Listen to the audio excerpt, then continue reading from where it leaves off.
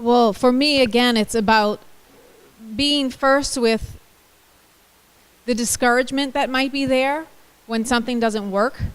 Because I believe that when we allow what exists and really allow it, it begins to shift and then something else shows up for us. I can't predict what that is for every person because it's different. But in the allowance of where you are, it's kind of like the path unfolds. But if we resist to where we are, we stay stuck and constricted. So my first thing would be to allow the discouragement, the sadness, or whatever else might come with that, to learn how to be present with that, to even learn how it feels in your body. Because when I do things like that with people, when I say, well, where do you feel that in your body? And 9 out of 10 times, people don't even, it's there right away. And when I allow them to sit with that and be with that without any assumption or analysis, just a presence, all of a sudden, some information, some insight, some image shows up for them that just gives them like a little clue, or it reminds them of something in the past that might need attention.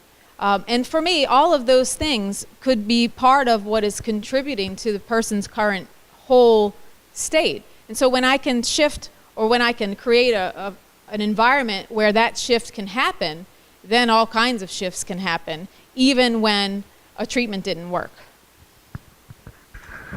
So I think when a man has a recurrent disease or a metastatic disease, this is where a men's group can be especially helpful. So a lot of the men in our group do have cancer as a chronic disease.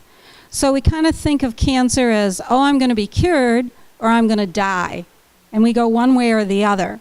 And the fear of mortality is strong. It's strong in the beginning when we first get the diagnosis. It's strong anytime we have a reoccurrence. Oh my gosh, this is going to limit my life. Am I going to die? So for many people, and for many kinds of cancer today, cancer is a chronic disease that people can live for years and years and years. So when they come in the men's group and they see people with cancer, like the man that had prostate cancer that was diagnosed 18 years ago and has metastatic disease and has been off and on treatment throughout that period of time, and they say, oh, I'm not going to die tomorrow. Oh, you still travel, you still have a life. I've had people come into my groups with chronic disease and after a few minutes say, I think I'm in the wrong room, you guys look too good.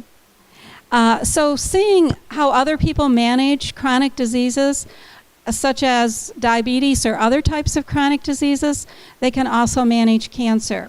And when you first hear that reoccurrence, yes, again, you grieve all over again, and it's at a whole different level than the first time. It's always harder to hear that your cancer's back again.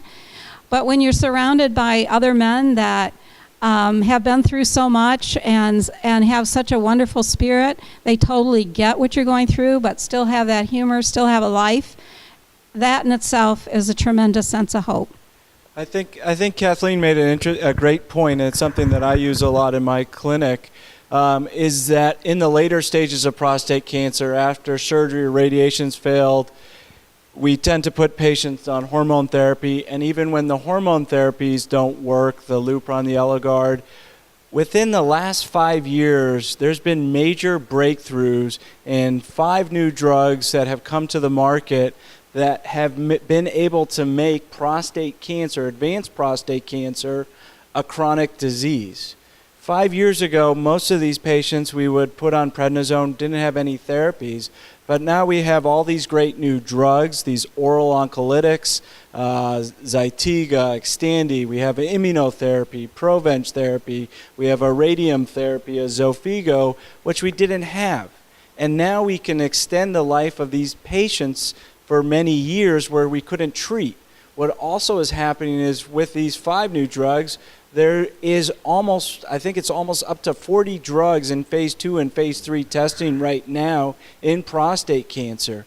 We are in a revolution or an explosion of new therapies and new treatments. So it's good to be a patient now in prostate cancer, and it's very exciting selfishly as a physician because literally every month there's new ideas, new concepts, new studies coming out supporting this concept of making prostate cancer a chronic disease. And the analogy I use a lot with my patients is we can't cure diabetes, we can't cure hypertension unless they go on Joel's diets, but we can control it. And that's what I tell my patients is I can't make this disease go away, but I have treatments or therapies where I can keep it under control.